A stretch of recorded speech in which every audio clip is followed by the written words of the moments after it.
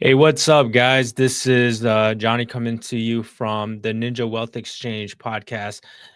We're here getting ready to launch off episode 8 here. So thank you for joining us. And we're super psyched about this because we have a special guest that we met.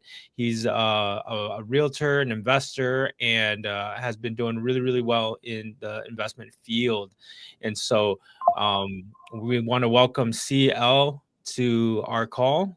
So, Hi, Johnny. Hello. hey, Hey, CL. how's it going, man? Yeah, howdy from Seattle, Washington. We have a pretty nice day today. We usually have a lot of rain, but today is, great weather, sunny, blue sky, so nothing to complain. Sweet, sweet. Yeah. I'm here in Minnesota and we're like it's starting to get really cold. When do you guys So, usually start have snow? so usually in October 31st, Oh, right? wow. On Halloween is usually the first like Oh, goodness. snowfall, but for some reason we didn't get snow this year for Halloween. At least I didn't notice it, right? We Yeah. didn't get any snow, but my assumption is in the next like 15 days we'll probably see some snow hit the Oh, ground. wow. So Wow. it snows a little bit and then it kind of stops. And then, like where we are, it gets cold enough to where the snow just stays all the way through. And so it's gonna be interesting to see what this winter looks like because the last couple of winters it's been kind of warm. So, Okay. I'm not sure that global warming thing is true, but it seems like it. Cool. Yeah. So so I wanted to welcome you, and then if you could you introduce yourself a little bit, kind Yeah. of outside of being where your state is, but Sure. explain a little bit about your history, what kind of experience you have going from IT to real like being a realtor and then becoming an investor. Sure, sure. As you can see from my background, I'm from the beautiful Seattle Evergreen State, Washington. And this mountain over here is Mount Rainier. If you fly over to Seattle, you will see it. So it's beautiful Mm. when the weather is good, which now it's winter. So I am Chinese, first generation immigrant. I came to the United States when I was 19 and speak some English, but learn most of my English here in the U.S. I attended college here. That's the goal of coming over when I was 19. So I landed in California first, and then ended up in Washington. And I've been here since 1997, so almost coming up 30 years. And after I graduated from college, I studied business with a concentration in information system. So back then, it's easier to get a job in the IT industry, especially during the kind of the internet boom, right? So I found a job in a company called Real Networks. I don't know if you guys are old enough. Maybe you have used our products before. It's called Real Players. So back then, you can Yeah, play yeah, yeah. I remember that. music, and also some broadcast stuff online. So I was working in Real Networks for 5.5 years, and then the dot-com bust happened. Right, there was a tons of company went out of business, and our company also had a few rounds of layoff. That makes me thinking: do I really want to be in a company that I don't have any control? And when the economy is bad or when the company is doing bad, you can easily let go. I saw my coworkers let go, even though I didn't lose my job, but I start to feel insecure that, is this something that I want to do for the long term? So that got me started thinking what I really want to be. And I was always interested in real estate and real estate investment, even though I just bought my house like a few years into my career and before I switched my career to realtor. But I always feel like I'm interested in that, and it kind of draws me to, to switch my career. So that's what I did back in 2004. And I'm very happy that I make that switch. And I've been a agent in Washington for 21 years since then. Oh, I mean, that's pretty cool. When when you go from, I like, so I used to be with the mortgage industry, and it's like that too, right? Where when business is good, business is really good, but when it's not, there's always rounds of layoffs. And I completely understand the Hmm. I mean, the level of stress that you get not knowing whether you're gonna have a job or not in the next couple of months. In addition to that, the stress that's around the whole entire, the whole entire community, right? Or maybe not just community, but the employer, right? Right.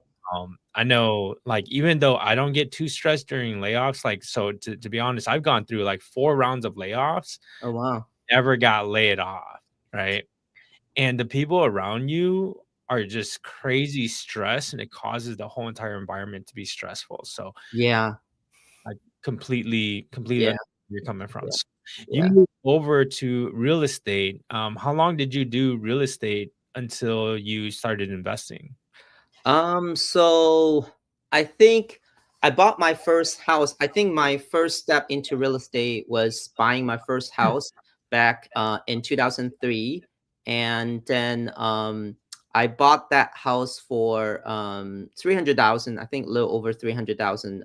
Back then, it's a lot of money to me. And Mhm. my first step into real estate was, a couple years after that. We find that the traffic is pretty bad from that house to where my wife works, and it takes like 40 minutes, even though it's just a few miles. But the traffic is really bad, so we decided maybe we should just buy a house, but smaller house, closer to where she work, and just rent out this first house. And interesting thing is, we after we got married, we didn't have a lot of money, so we bought our first house, the 300,000 house, with only 5% down. So that's $15,000 investment, and then we had two loans, first and second loan. And then 3 years after that, we decided to buy another house, and that was an older, smaller house, closer to her workplace. And we bought that one for 400,000, so a little bit more expensive than the first house. And then we just rent out the first house, and that is kind of how we started. I want to show you.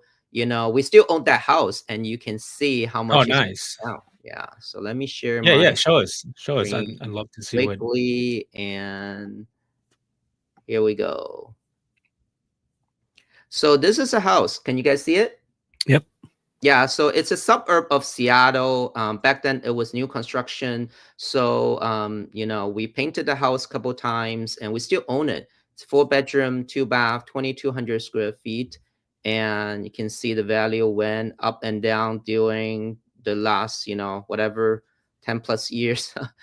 We own it more than 20 years now, and we bought it. Where is the history? Probably somewhere down here. We rented out many years too. You can see like rented for 27, 29. Now it's 3,500 a month. The first time we rented out, I think it was it was 2006, so it was like $2,000. So it went from a Right. $2,000 rent to 3,500. We bought it for 309 back in May 2003, and now Zillow says it's 1.3. So Wow. that kind of Nice. shows you, like, if you hold something long enough, in most areas, especially like in a appreciating area like Seattle, it creates a lot of wealth. This house, from $15,000 down payment that we put down, and it turned it into 1.3. We almost paid this off now. We didn't even, like, pay a lot extra, but it was, we went from a 30-year fixed loan to a 15-year fixed loan after some refi, and we almost own it free and clear. And this house alone in the past 20 years has created us over $1 million, in equity. Yeah, that's amazing. I think something that people usually think about when they're buying one of those houses, they're thinking about how their cash flow is going to be, right? And Right.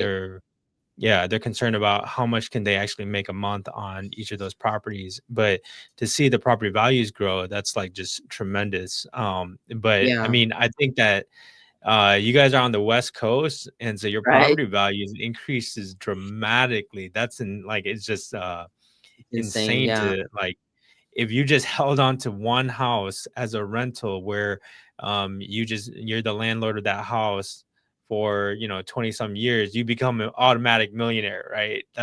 Yes.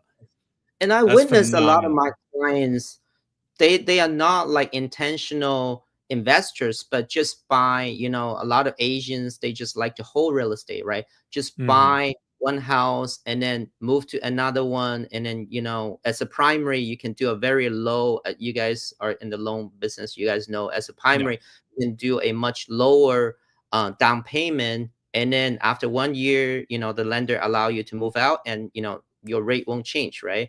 So you just move Right. into another house, and then a few years later you feel like, okay, I want another house, and then you can come up with the down payment, you just move on to another house. So a few of my clients in my past, 20-year agent life, they did it 3 to 4 times, and Nice. their houses sometimes is much higher value than this. So just by doing this, they now own like $6 million plus real estate in Seattle, and a few of the houses they own it long enough, they almost paid it off, so they could retire anywhere just by doing this very simple but grow rich slow strategy. It takes a long time. It's not like flipping, you flip a house. These takes a much longer time, but they can repeat this process a few times and still achieve great results from it.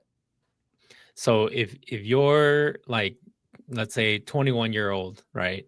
Mm-hmm. And you're ready to just go and buy and hold, and you get into a market that's pretty decent, the likelihood is that you'll make a ton of money just holding on to it. And the thing is that tenants are paying for the mortgage payment, right? They're Yes. paying for insurance, right? And so, and as well as some of the utilities and such. And so there might be some costs involved, but to Right. just hold on to it until it reaches $1 million, I think that's phenomenal. I like, man, Laura, I think we're in the wrong market, dude. Well, I'm trying to it's move. I'm trying to move, you know?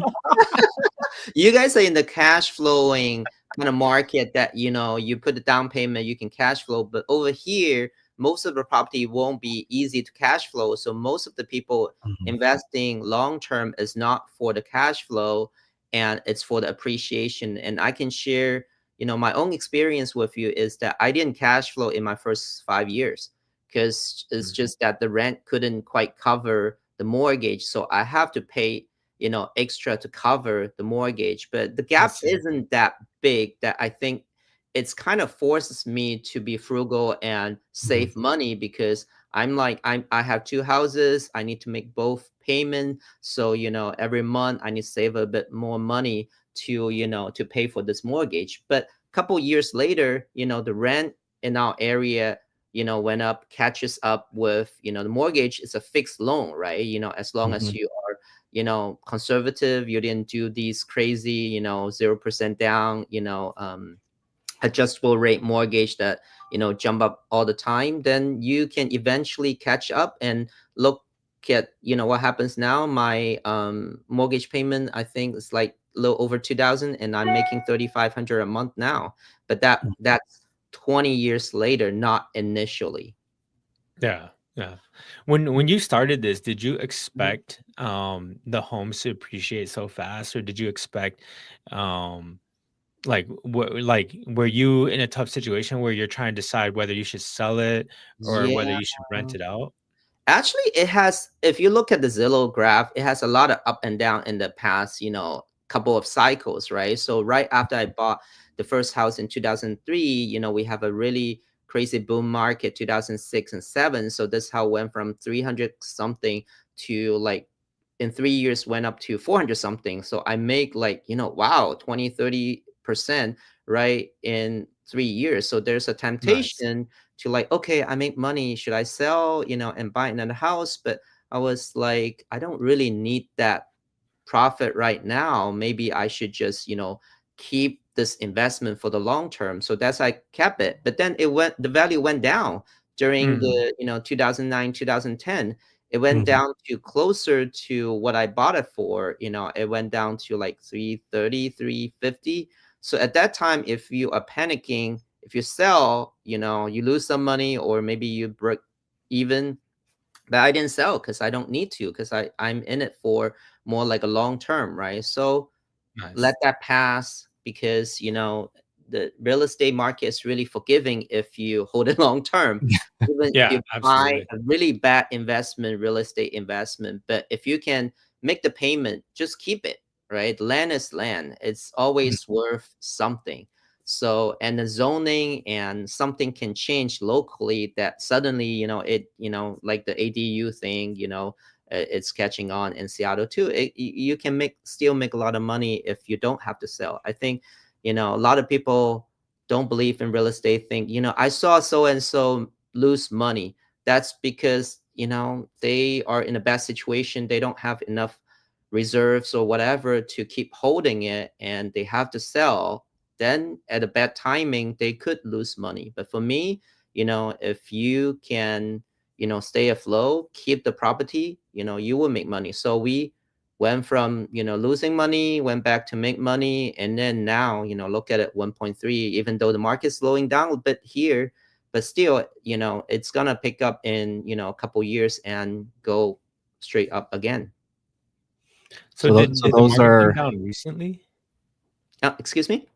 Did the market come down recently The in market slowed Seattle? down a little bit. I wouldn't say like it came down, but we just are seeing in our market, we are seeing about a 30% increase in inventory, which we haven't seen for a long time, because we are always a kind of lack of inventory market. We Mhm. always had a very low kind of, months of supply kind of situation here. But Nice. in the past couple of years, there's, this high interest rate, plus the economy is slowing down a bit, especially in the tech sector. So that kind of makes a impact in our market, but I'm still pretty optimistic about market. Okay. And Laura, you had a question, right? Yeah, so I mean, those are really good points that whether you're investing in stocks or real estate, right? Um, when do you sell, right? Or when do Yeah. you hold, right? How do you decide, right? It's always a gamble because obviously you saw the value of your real estate go double, right? And Hmm. then most people are like, "Wow, that's awesome. Should I sell now or should I keep holding it?" Right? And if you would have sold, then you would have missed out on it like 3xing and 4xing today, right? Right. Um, so it's very interesting, right? So and you still own that property today. So Yes. obviously the play, I guess, is hold on for it forever, right? Hold on to real estate forever. Well, to be honest with you, I might move back into this house, even though we haven't lived in Wow. it for over 20 years. But, you always have to keep thinking down the road, 5, 10 years down the road. What is my plan and strategy, right? How do I save tax, save money? One Mhm. of the plan for us is, we are going to become empty nesters in a few years. And then we've stayed in this current house long enough that we have the 2 year primary residence Mhm. qualification. So if we sell this, we can save on the 500K. But on the first house that we bought, we haven't lived in it for 20 Right. plus years. So after we sell this house, if we move back into this first house and live there for a couple more years, we could regain that status to have the Correct. 500K for a married couple, to save, on capital gain tax. Let's talk about ADUs. You brought that up. Yeah. So in Seattle, right? Mhm. Not a lot of people know about ADUs, accessory dwelling units. Can you explain what ADU is? Why is that important for you as an investor? What does that allow you to do? Right. ADU is basically a small dwelling unit, or sometimes we call mother-in-law unit in the backyard. You can call it backyard, cottage. So in our area, there's a size limitation to it. You couldn't build a super big house. It's typically about 1,000 square feet to maybe a 1,200 square feet. It could be 1 story or 2 story. It could be on top of a garage. It could be a attached ADU, or it could be a DADU, so a detached ADU. So in our area, we passed a few significant new regulations that they are kind of following the footsteps of California, abandoning the single family zoning. Because in the past, like, okay, we have a lot of majority of the land here is zone single family, right? You can only have one house on it unless you can, subdivide it if the land is large enough.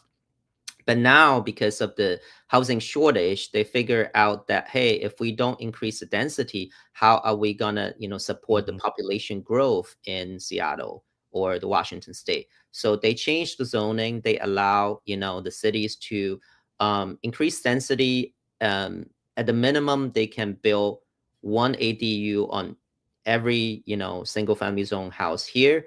And some cities you can build a, ADU, so it could be even 2 or more units on the same lot. So there's a lot of new regulations to it, and there's a lot of consultants and classes. So if clients are interested in learning how to make use of their land, that they can build another unit. And the more important factor is, how do you make money, right? Because yeah, you can build another house, but can you make money from that house? So the law here, there's some loopholes that you can set up a condominium association and split the main house from the small house. So you could sell off the small house as a condo here. So there are a lot of new That's so developments. interesting. Yeah, yeah. So Yeah, I think that's wild. in some cities it's already happening. In Seattle it's just starting, but I think we are Mhm. going to see a lot more of this kind of development coming up, and Yeah. every homeowner in Washington can take advantage of that. Nice. Now, when you build an ADU, so just in my own city of Milwaukee, they just passed the rule. Right. They are allowing ADUs now. It just like literally passed about a month ago.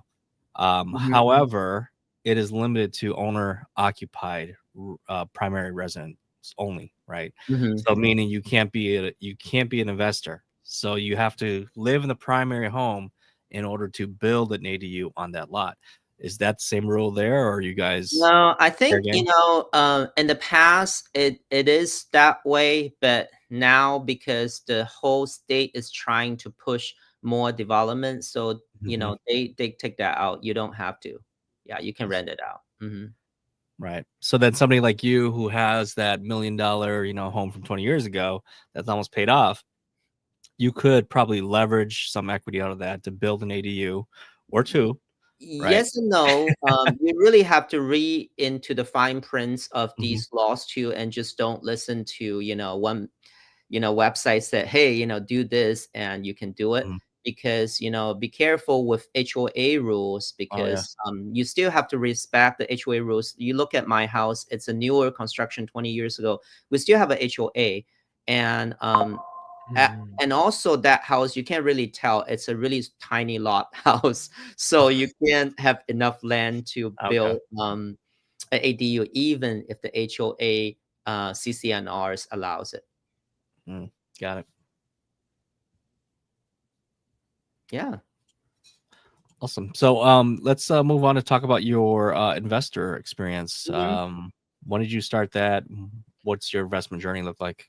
Yeah, so I can tell you a funny story. Is, I never thought I will be a investor, other than, I bought a new house and rent out my old one, because I don't know how to start, right? I never done, other than, being an agent for a few years, I've never done any investor deal. So I ran into this older guy, a senior guy I met from my church. That I know him, but we're not super close. But he wants to find investment to purchase for his family. So he find this piece of property. I'm gonna share it with you. Yeah, that'd be awesome. Okay. Dun dun. Can you guys see it? Yep. Yep. So now you're like, whoa, 800K. That doesn't look like 800K. It looks like a crappy house from the exterior photo. But so he find this property back, during 2010, during the downturn of the market, and I can show you how much it was asking for back then. Can see listed for sale 197 in January of 2010. We bought it March 10, 2010 for $190,000. So a little bit over, below the asking price. So the story was he find this property, but he's older. He's much older. He's like almost retired age at that point. And then he doesn't want to go into investment himself because he's getting older. He doesn't have a lot of energy, and he wants to buy this, but only with, like, if he can find a partner. And he asked me whether, I want to become his partner. And I was like, okay, I don't know him that well, but at the same time, when we met at church, we know each other for a few years. But my thinking was, if I sell this, I can make a little bit of money from the commission, which is great.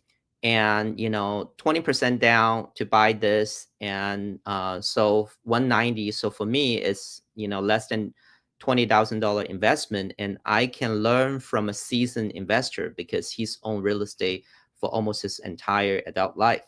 So, and I jumped on this opportunity. I said, yes, let's buy this together. And then we bought it for 190. Of course, it being a bank-owned property, the condition was really bad, so we had to put in a lot of sweat equity in it. So him and I and our family, we went to this house. We painted the house together, trying to save some money, and then we hire contractors to kind of make repairs, make it back into a rentable condition. So I think we put in maybe like $10,000 plus sweat equity in it. So total of 200,000 investment in it. But I guess it's not real 200,000 because its down payment is 20% plus the 10K in the repair cost. And we hold it. The reason why he's interested in buying this, main reason is the land, because the previous owner has already hired architect to apply for permit. And at that point, the city has approved the permit to build like 10-unit townhouse community in there, but he didn't have money because I guess the market started to, go down. So he didn't build it. But we know that the potential is you can build a, 10-unit 10-unit development there. But we didn't build it as well because, it's a little bit outside of our arena to do development and also the capital involved with it. But we did end up selling it in 2018, and you can see it for $490,000. So in little over 8 years, this property went from 190 to 490. So that's almost 3x the money too. And look at it, how much it's worth now, 7 years later, from 400 something to 800 something. So if we hold on to this for now, then this is over 800K right now. Wow. Yeah, that's super awesome. That's yeah, like, have you ever had any deals go bad? Because these two are like really, really, really good examples of success, right? Right. Sometimes as investors, we do run into difficult situations, right? Can Yeah, you talk a little definitely. bit about? I can share because I've, other than, once we started this investment journey, then I started to, get really interested in learning other type of investments too, right? Not only, this, we also got into apartment investing with this partner. We bought a apartment complex in Seattle, and ran into its own challenges too. It's not like the deal is bad, but it's more from a kind of a management standpoint. There's a lot of things that we didn't expect, like Mhm. homelessness, because when we Mhm. bought it, we know that the area isn't the best area, but we know that it's still a decent area. You can find good renters, right? Otherwise, we wouldn't invest in that area.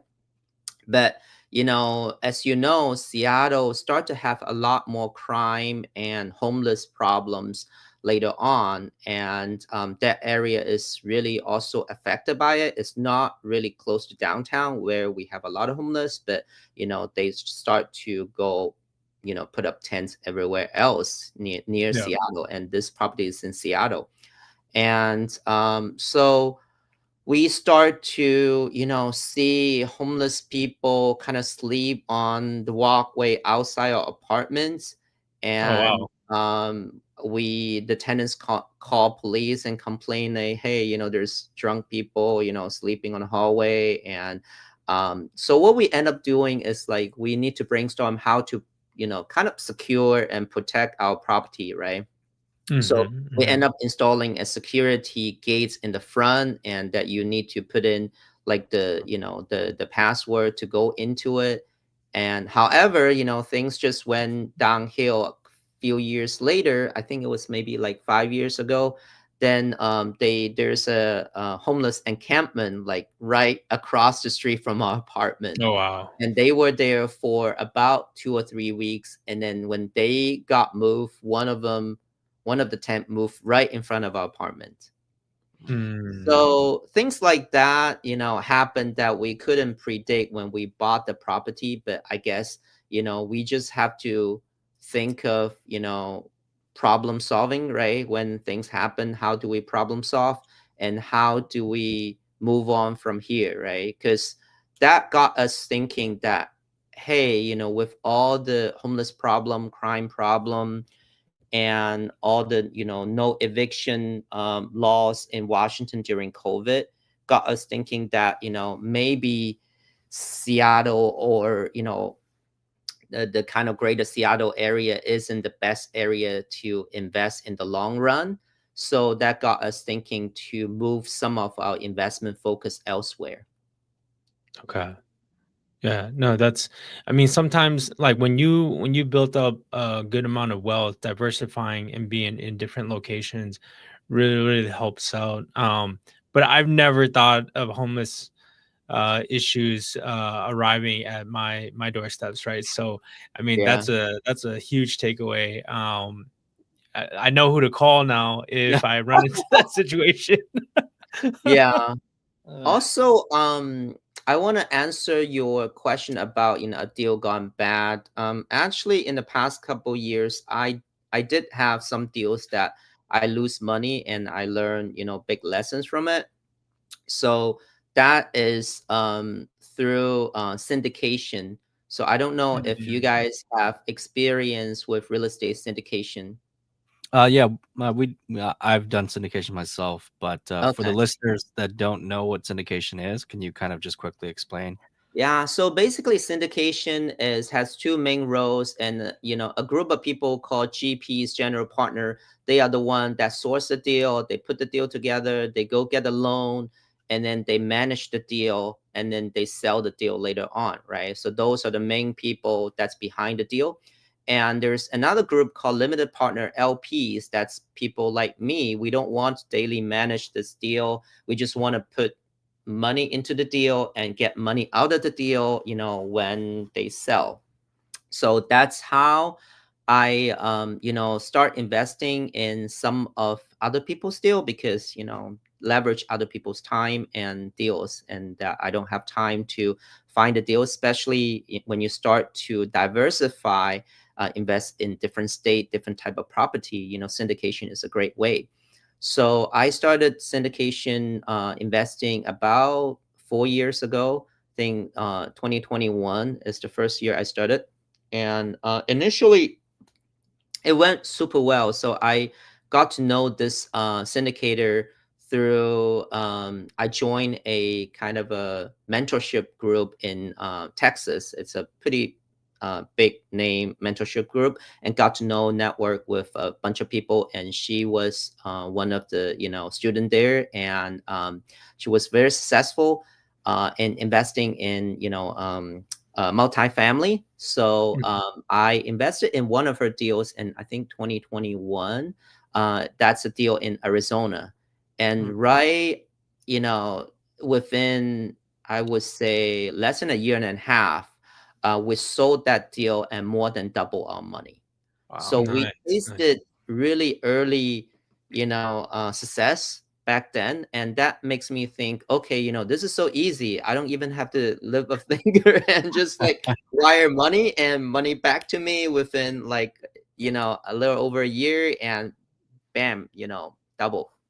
So we ended up, spending all the money that we made from that deal and split it into a couple deals, and then invest more in her deals. And then also she keeps coming up with new deals, so we keep investing. So I think I ended up investing about maybe seven or eight deals from that. Hmm. But I guess we didn't really fully look at everything from, I guess, the success from it. And a lot of it is the timing and luck, and also the type of, the market, right? The market is really Mhm, good. mhm, Everybody is crazy about apartment buying, and Mhm. there's this whole market of all kind of students from that organization buying those deals as well.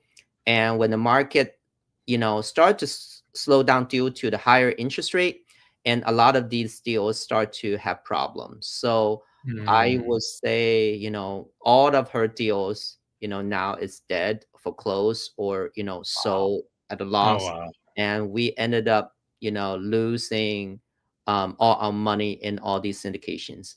So Oh. that is a big mistake and lesson we learn.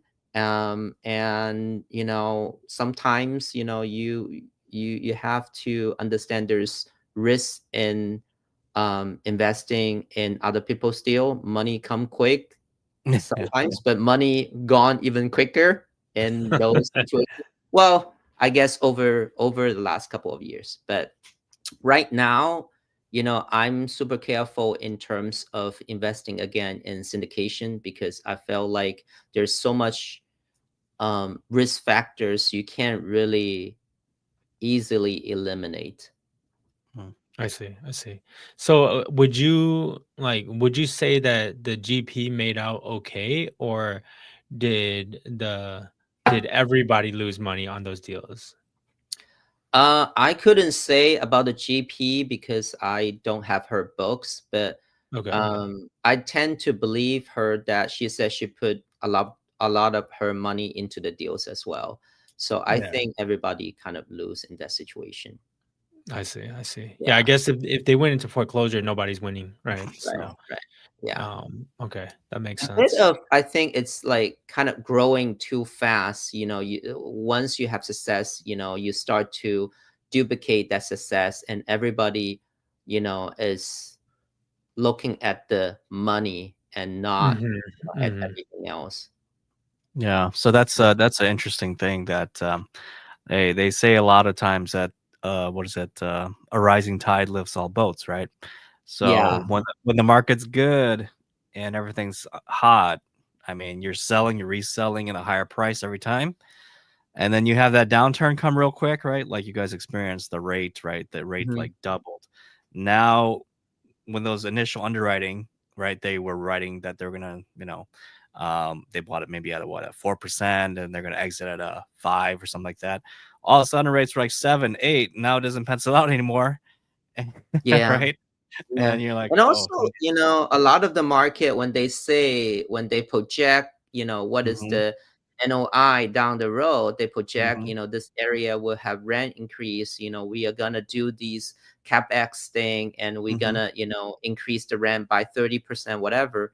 And some of it didn't happen because, right, like, just like the Arizona market, and also the Seattle market, we are overbuilt in the past couple of years. Even the Seattle market, the rents mhm, are kind of not increasing because we have so much, inventory coming on the market, Arizona as well. So sometimes you plan, you can have the rent increase, you can increase the value, but it didn't happen because, like Right.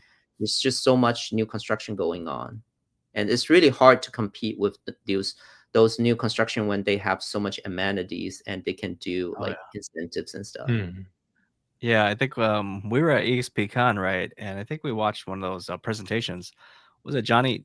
I don't know, CL, were you in that one with the commercial co-star one? I think the co-star guy was talking about it. No, I wasn't in there. Okay, so he was talking Yeah, about multifamily, and he right. was talking about Class A, brand new construction. He was talking about all the major metros, pretty much Hmm. your Dallas, your Seattle, things like that.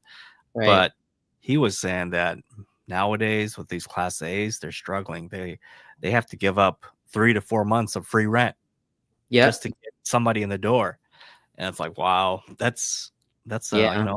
that's a long Yeah. time to I think give up we free rent. we as small investors just needs to go back to the fundamentals and just don't look at all these new shiny things, because Mhm. back then a couple years ago, one of the shiny thing that in Seattle people keep saying is building these micro apartments, right? Because the rents are so expensive, you can build these 200 square feet micro apartment, and still can make a lot of money, rent these out for like 1,400 a month, 100 square feet micro apartment that you don't have a kitchen, you have a communal kitchen, and then you don't have a laundry room, and then you basically have a small room with a shower and a microwave and a sink, and you can rent it out for like $1,200 to $1,500 in Seattle. Oh, wow. And there, we also consider, hey, maybe we should get into that and turn some of our unit into micro apartments, and you can make 2 times, 3 times the rent. But look at it now. I just look at the article right now. Those apartments are struggling Oh, because Mhm. now with the new construction, they have a whole new apartment that can rent pretty much the same price as the micro apartment, and they have swimming pool, they have gym, they have everything. Versus who's Wow. gonna want to stay in a 100 to 200 square feet space for the same price, right? So Right, like right. wow. yeah. So sometimes these trendy stuff, you really have to Mhm. be careful. Yeah, no, Yeah. that's Mhm. definitely a common problem for investors, right, Johnny? Chasing the shiny object syndrome. I know, I know. I talk to Laura about that all the time. I'm like, I can't help it. Being an entrepreneur as well as being an investor, you're always like, wait, hold up. Like this deal might make a ton of money and we need to move that direction. But then of course, you gotta check yourself every so often and just say, hey, does that actually fit in with what, my end goals are? Does it fit in with what I'm doing? Is it gonna take more time? Like that's I think something that I struggle with is just you're too involved in too many things, and so you just don't have enough time to take on new things. So if you take on new things, will it distract you from the current things that you're that are doing really really well? Or do you want to be mediocre at doing five things or be great at just doing one thing and being super successful? I think it's super super difficult to deal with. Yep. um but hey, so before we jumped on, you had mentioned a little bit about taking a smaller unit and then investing it into a larger unit and Mhm. making pretty good money on it. Can you explain more about that? Yeah. So we the same investor that I partnered up with, we ended up investing in a lot more deals. And one of the deal following that 190,000 bank owned was we started to follow a failed investor who is the previous owner of our the 190K deal. We saw that Mhm. he owns a lot of land properties in the same city that we bought this property, and we know that he's falling, the tower is falling, so we just need to Mm. follow where his property is going to get bank owned and just buy up those property. So we track those down. We know that we kind of drove and see, okay, this house looks like abandoned, it's going to come on market, so we prepare some funding, and we ended up buying 4 of his properties. We could bought more, but like we went out of cash. And at that time, if you remember, all these banks are getting really restrictive about how many loans you can get. I think it was 4. So we kind of maxed out on, the loans that we can get. And we ended up, using cash to, buy those property. So we bought 4 of his properties. They are all, neighboring adjoining properties. And Okay. total cost to purchase those was around 700K, and we ended up selling it a couple years ago to a local builder for almost $3 million. So that Nice. we also 4x, and we ended up 1031 exchange it to a different market. So we thought the Seattle market is really competitive, saturated. If we want more growth, appreciation and cash flow, because we started to think that, hey, we are at an age that, when we are young, we can have a 20-year window, like to Mhm. see the price to appreciate. But I'm not like a 20-some-year-old anymore. So Right. now if I need to hold this for 20 years, I You're don't only know. 30. You only look 30. What are you talking about? No, I'm older than you, I think. But any You think? anyway, so I started to care more about, hey, just a little bit less appreciation, but still good appreciation market. But I want a little bit more balance in cash flow as well. The cash flow in Seattle is really bad. So when we do 1031, start to look elsewhere. But then we also thought, it should be something that's still within the Washington state, drivable if we want to drive there and look at it and, do something. So we ended up looking in Eastern Washington, in Spokane, which is a very big city in East Washington, good Mhm. population growth, a lot of university there, and close to Idaho and whatnot. So we 1031 exchanged that 3 million property into a 5.3 million property in Spokane, which is a 2-year-old, almost brand new development of 6 duplexes. And Nice. they are. Let me see if I can put it up. Yeah, yeah. Can put it up. So let me share. Oh, I think he hit the wrong button. He exited.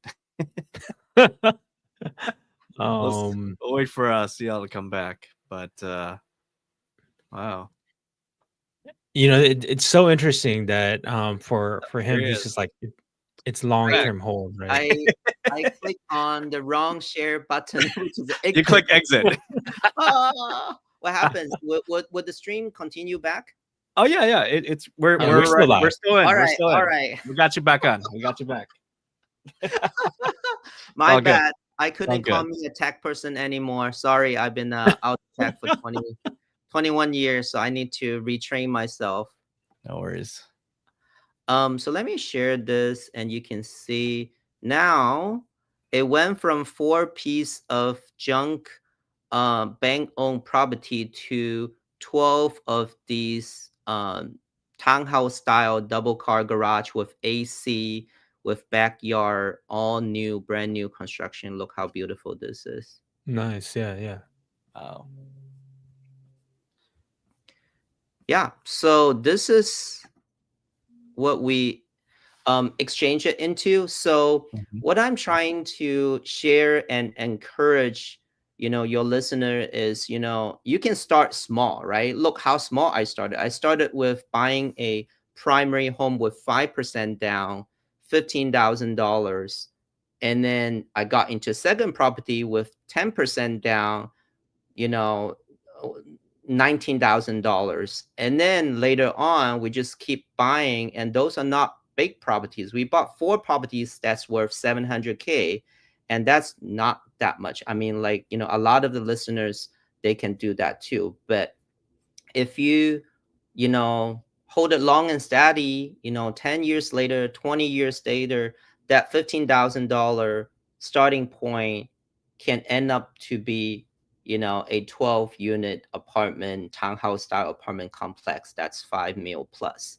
And I'm not a very like smart investor. I'm not, and I'm just a very average person that just, take a little step at a time and learn along the way. And sometimes you just have to do it, right? If you're always trying, want to do it but never take the step to invest, then you wouldn't get here. But if you are willing to take a leap of faith, and sometimes another learning I have is this is don't do it alone.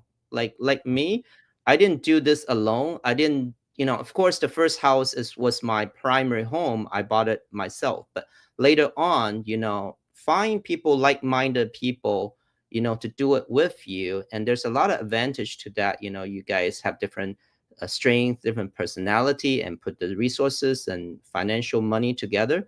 And, this is how we end up. No, that's super awesome. I think that, like, to see your wealth build over time. I think, a lot of people are thinking, like, I think for the people that are our age, right, they might think it's too late, but it's never too late to jump in, right?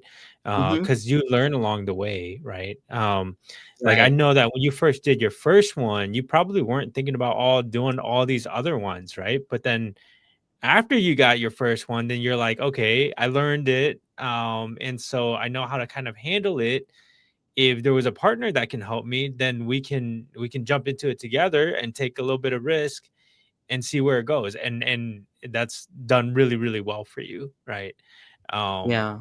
and I'm and super so thankful for my partner too, because he's willing to, ask me to be his partner, and I can kind of learn from him, a more seasoned investor. And that's, sometimes you have to seek out those opportunity. I was lucky that it kind of fall into my laps, but not mhm, everybody have that kind of opportunity. So if you see, a mentor, investor, just don't be afraid and go out and ask, especially for people that is their age. Sometimes they don't want more money, but they want to pass on certain like legacy to people. Like my mhm, partner, he passed on his knowledge and legacy to me. And for me, if I see a younger investor and who asks me questions, I'll be, more than happy to, if I'm able to provide my, you know knowledge and my experience, and maybe even partner up with, some investors. So no, CL, you said that he seeked you out versus you seeking him, asking him to be a Right. partner. What made you think? Why did he ask you to be a partner? Why would he ask you? Why do you think that? um I don't know. I felt like maybe we just bonded really well, Mm, and we have the same faith, and we've already known each other for a while through church and mhm. different, opportunity that we serve together. And maybe it's part of it. It's God's plan.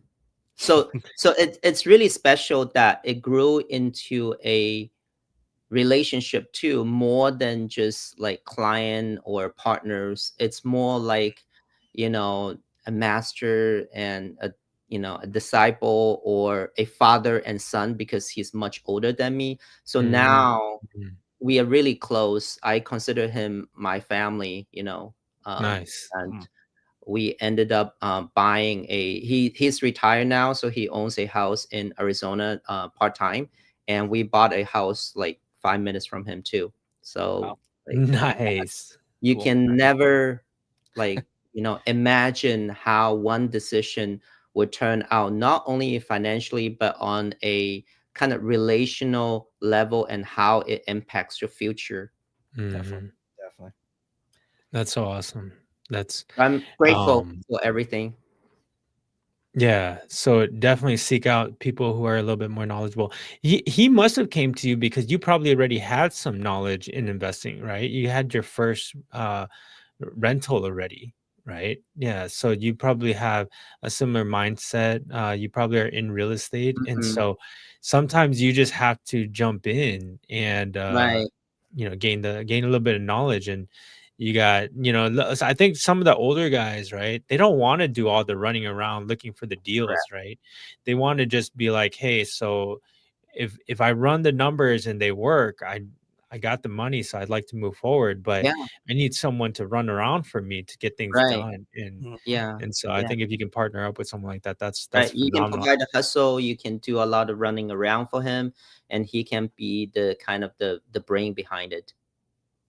Mm. Oh, that's super awesome. Partnerships are great. And I have a few partners myself, and they're super helpful with some of the things that needs to be done. I do go out of my way for my partners to Hmm. make sure I take care of them as best as I can, just because they're very, very solid people. Both from so like I do a bunch of different things, right? So like both from the rental perspective, long-term rental that Hmm. we do, as well as to the partners that do private lending with me. We like Wow. we're kind of a tight knit group.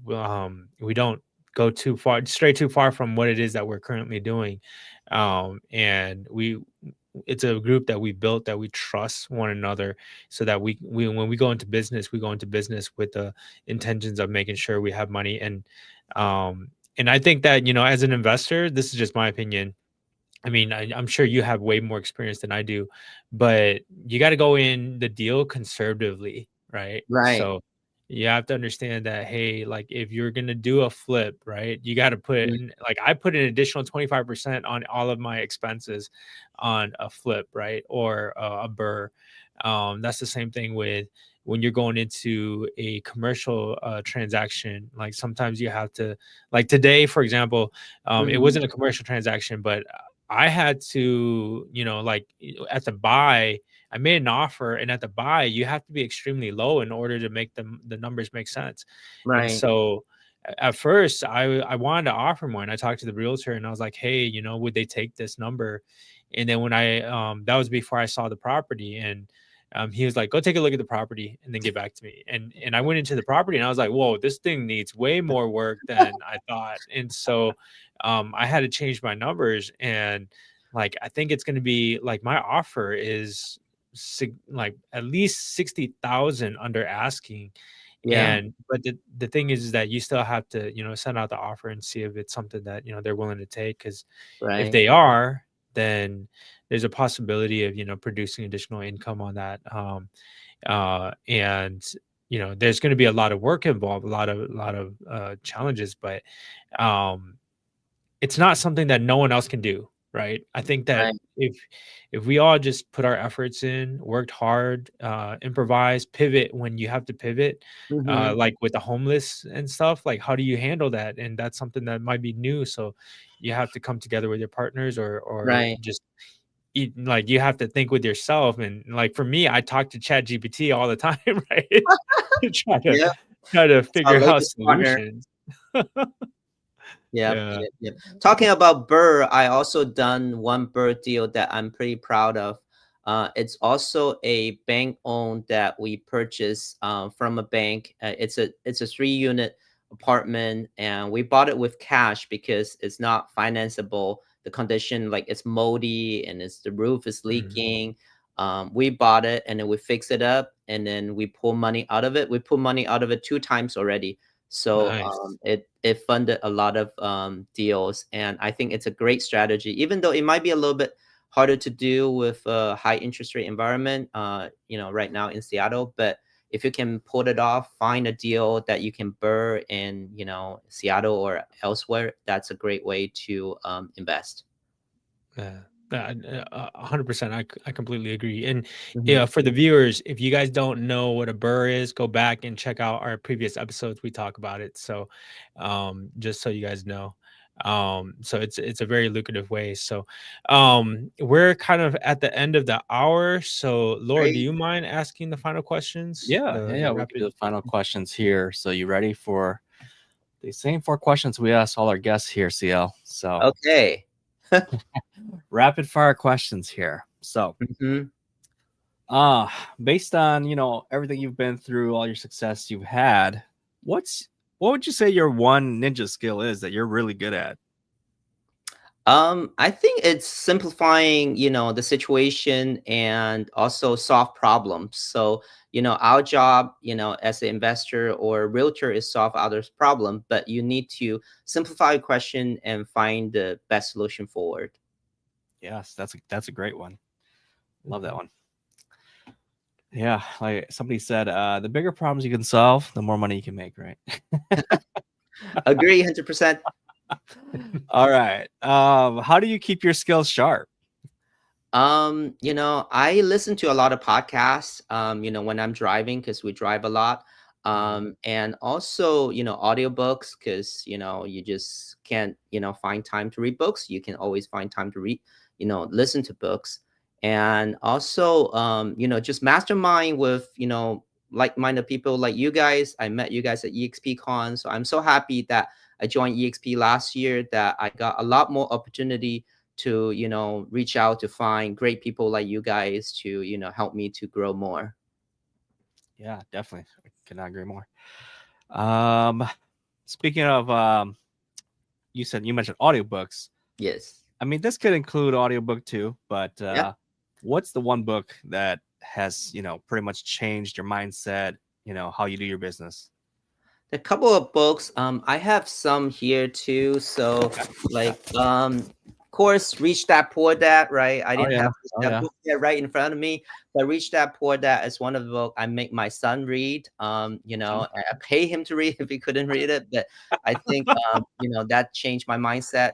Second book is this one, Millionaire Real Estate Investor by the Keller, Gary Keller. So Uh-huh. that's a lot, give me a lot of inspiration about how to be a great investor.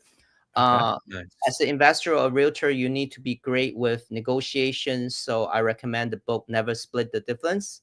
And that's a great book. It's an audio book. And then in terms of, thinking about retirement and how to leave a legacy, I recommend this book called Die with Zero.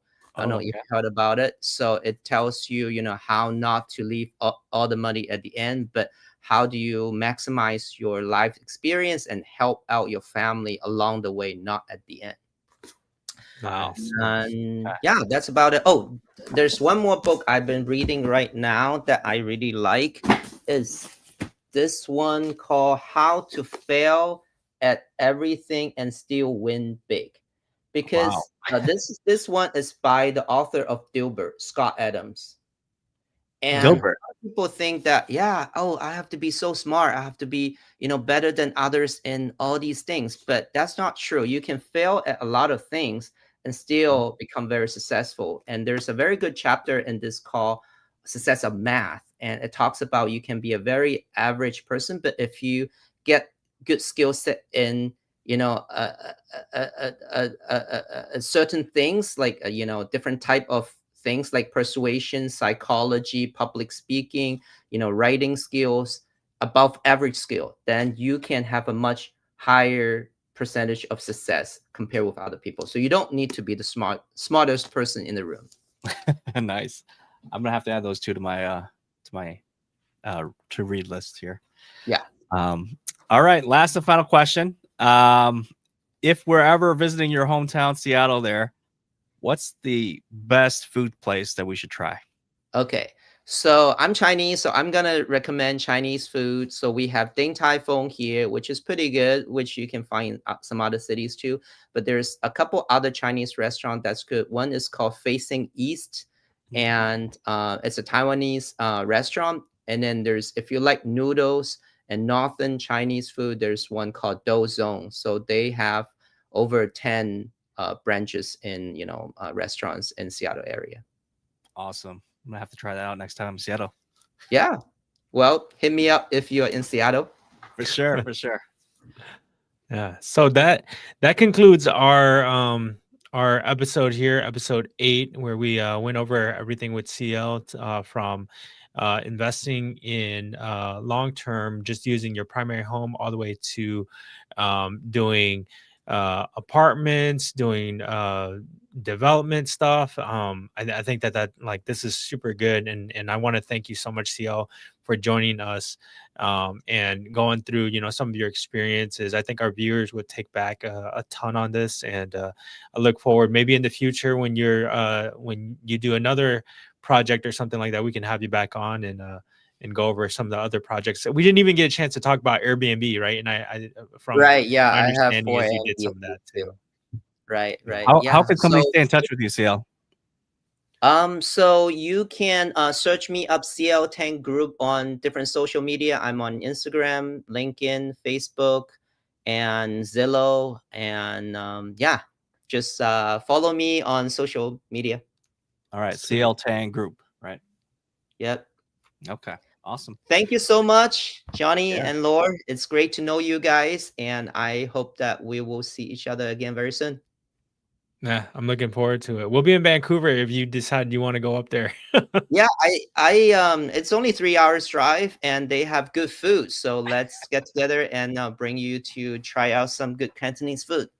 Awesome. Sweet. I'm So psyched for that'll it. be EXPCon Vancouver, April 20th, around there.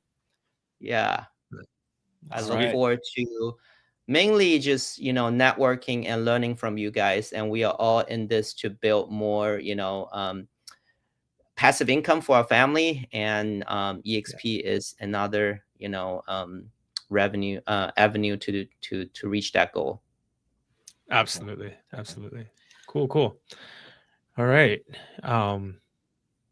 Yeah, It I must think be that's all I late got. over there in Minnesota and Milwaukee, but thank you again for talking to me, and see you guys next time.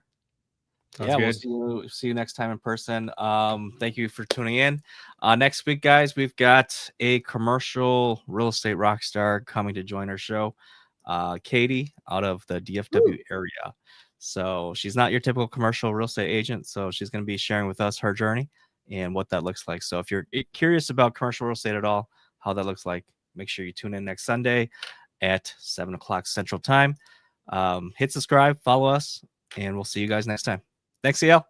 Later. Thank you. Bye. Bye.